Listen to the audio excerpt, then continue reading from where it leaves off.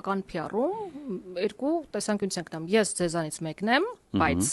երբ որ պետք եղավ, ես ձեզանից առավել եմ, որովհետև ես այն մարդն եմ, ով հարցեր է լուծելու ձեր անունից ձեզ համար, հա? I'm one of you, but I'm just like you։ Եթե այս երկուսը կարողանում ես համադրել սիրուն կերպով, դա աշխատում է շատ լավ։ Եթե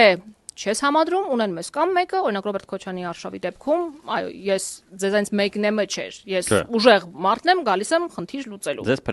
փրկեմ։ Մյուս բaragայում ունենք ես ձեզանից մեկն եմ, հա, այդ արտահայտությունը 18 թվականից հետո ժողովրդի ծոցից դուրս եկած արտահայտությունը ինքը դարձավ բրենդ։ 3 միլիոն վարչապետներից 3 միլիոն վարչապետներից մեկը, այո։ Եթե ես այս երկուսը համադրում եմ, շատ լավ, եթե չէ, բայց այստեղ նաև քաղաքական թե ընդհանրապես ցանկացած անձի բրենդավորման բaragայում կա